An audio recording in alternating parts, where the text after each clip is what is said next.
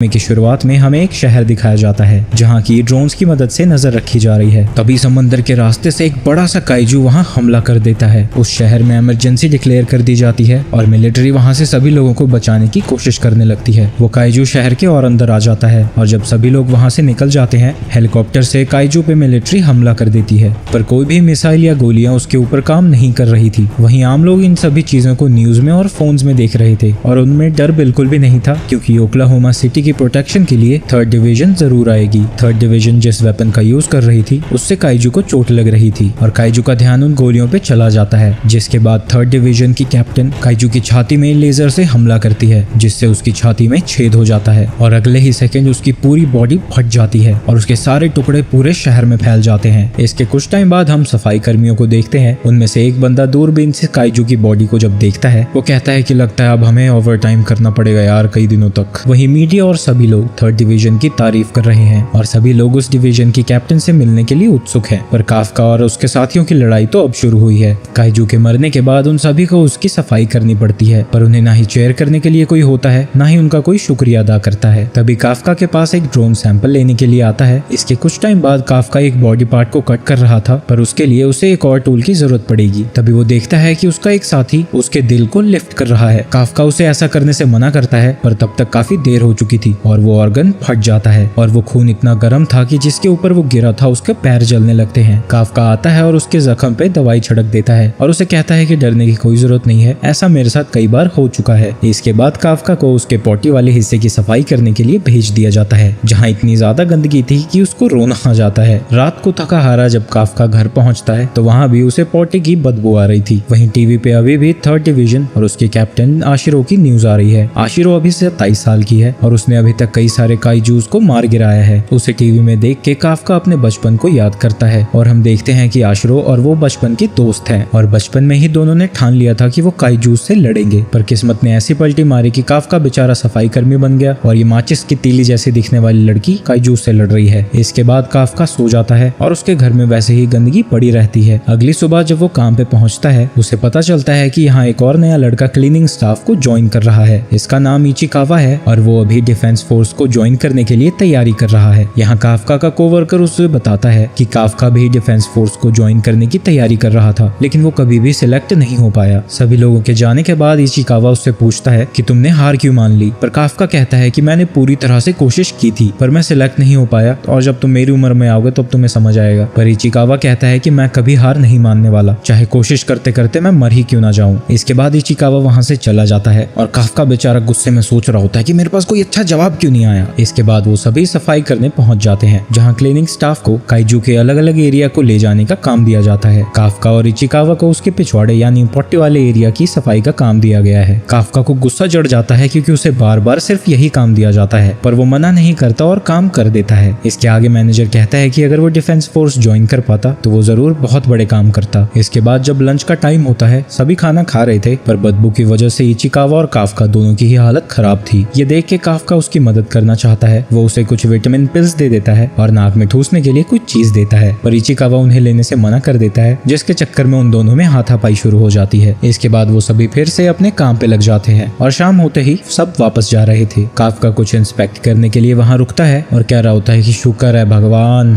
कम से कम उसके पिछवाड़ा तो साफ हो गया। तभी इचिकावा वहाँ आता है और दोपहर में उसकी मदद करने के लिए उसका शुक्रिया अदा करता है और वो काफका को बताता है कि डिफेंस फोर्स में भर्ती होने की उम्र अब 33 साल कर दी गई है। इचिकावा कहता है कि जब डिफेंस फोर्स के बारे में हम बात कर रहे थे तो तुम दुखी लग रहे थे, तो मैंने सोचा तुम्हें बता दूं। तभी जमीन के नीचे से इचिकावा के पीछे एक मॉन्स्टर आ जाता है, लेकिन तभी काफका काफी तेजी से आता है और उसे बचा लेता है। इस मॉन्स्टर का नाम योजू है। काफका उसे वहाँ से जाने को कहता है, पर इचिकावा मना कर देता है। तो काफका उसे समझाता है कि 2 लोगों के मरने से अच्छा है कि सिर्फ एक की मौत हो, और वैसे भी तुम डिफेंस फोर्स ज्वाइन करना चाहते हो तो तुम्हें अपनी जान खतरे में नहीं डालनी चाहिए। ये सुन के इचिकावा वहाँ से भागने लगता है। काफका उस काइजू को चिढ़ाता है और उसे अपने पीछे आने के लिए मजबूर करता है। भागते भागते काफका को सामने एक बिल्डिंग दिखती है और काफका उससे बचने के लिए उस बिल्डिंग में घुस जाता है, पर काइजू उसका पीछा यहाँ भी नहीं छोड़ रहा था। तो वो दौड़ता हुआ जाता है और बिल्डिंग की दूसरी तरफ से कूद जाता है। और तुम जानते हो ये कौन सा टाइम है? It's flashback time. फ्लैशबैक में हम देखते हैं कि काफका और आशिरो एक जगह बैठे हुए हैं। दोनों के घर और स्कूल को काइजू ने तबाह कर दिया है और साथ ही आशिरो की एक बिल्ली की भी मौत हो चुकी है और यहीं पे वो दोनों साथ में डिफेंस फोर्स को ज्वाइन करने की बात करते हैं। वहीं प्रेजेंट में काफका सोच रहा होता है मैंने ऐसे तो नहीं लड़ना था यार काइजू से।